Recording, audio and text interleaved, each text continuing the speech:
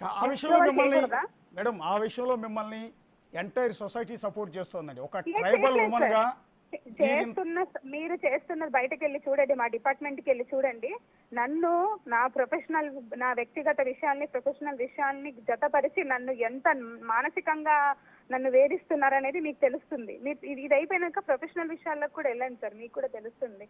ఒక మహిళగా ఒక ఎక్కడో ఒక ఇంటీరియర్ ప్లేస్ లో ఉండి చదువుకొని వచ్చి ఎంతో ప్రపంచాన్ని చూసి కష్టపడి అక్కడ చదువుకునేటప్పుడు ఉద్యోగాలు చేసి మేము ప్రాక్టీస్ చేసి సీనియర్స్ దగ్గర ప్రాక్టీస్ చేసి తర్వాత ఒక ఏదో జాబ్ కొట్టి తినక ఒక చిన్న రూమ్ లో ఉండి కోచింగ్ తీసుకొని అన్ని చేసి ఉద్యోగం తెచ్చుకొని నేను ఛాలెంజింగ్ గా వర్క్ చేసిన కింద నుంచి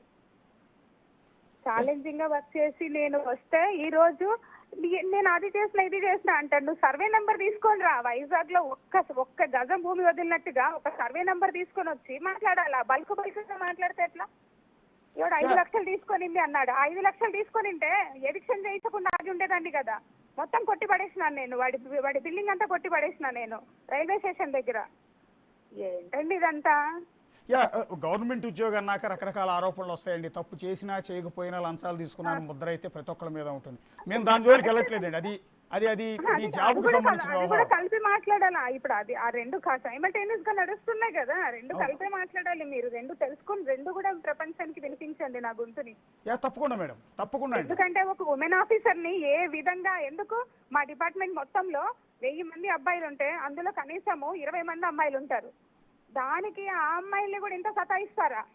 ఏం ఉద్యోగం చేయకూడదా? ఆడపిల్ల మంచి ప్లేస్ రాకూడదా? ఛాలెంజింగ్ గా చేయకూడదా? వాళ్ళకి ఎదురుగా నిలబడుతున్నాం అనేసి ఈ విధంగా మాట్లాడతారా? ఇది ఫైట్. ఇప్పుడు నా ఫైట్ ఒకవైపు ప్రొఫెషనల్ గా, ఒకవైపు పర్సనల్ గా. ఇందులో చివరికి నేను మిగులుతానో లేదో కూడా నాకు తెలీదు. త్వరగా గుండె ఆగిపోవడం లేదు నాది. ఇంత నరకం పెడుతున్నారు నన్ను సొసైటీ. ఇంత చెత్త సొసైటీలో కూడా ఉండాల్సిన అవసరం కూడా లేదు. కాకపోతే ఏం చేస్తాం, ఇంకా వేరే బతుకులేదు, బతకాల. బలవంతంగా చావలేను కదండి సార్ నేను. లేదు మేడం, లోకంలో మిమ్మల్ని అర్థం చేసుకునే వాళ్ళు ఉన్నారు, మిమ్మల్ని అపార్థం చేసుకునే వాళ్ళు ఉంటారు. అపార్థం చేసుకునే వాళ్ళు పక్కన పెట్టండి. ఈ రోజు మీకు అండగా నిలుస్తున్న వాళ్ళతో. అపార్థం చేసుకునే వాడికి పొద్దున లేస్తే నాకు అర్థం కాదండి. పొద్దున లేస్తే వాడి ఇంట్లో సంత సరిపోదా? ముందు చక్కగా పెళ్ళాంతో మాట్లాడి పెళ్ళాంకి ఏం కావాలో చూసుకోమనండి. కామెంట్లు చేయడం కాదు. చక్కగా పెళ్ళాంకి పొద్దున లేచి ఆమెకి ఏం కూరగాయలు కావాలో, ఏమి తెచ్చిస్తే ఆమె వంట చేసుకోగలదో, లేకపోతే పోయి ఆమెకి ఏమన్నా అవసరం ఉందో చూసుకోమనండి. అది వదిలేసేసి తారగా దొరికారనేసి మెసేజ్లు పెడతా ఉన్నారు. ఇంకా ఉమెన్ కొంతమంది లేడీస్ ఉన్నారు. ఏం తెలుసో మరి అమ్మగారులకి, ఏం తెలీదో మరి నాకు తెలీదు. అంతగానము మాట్లాడడానికి ఏముంది? వాళ్ళు ఏమన్నా నా పర్సనల్ లైఫ్ వచ్చి చూస్తారా?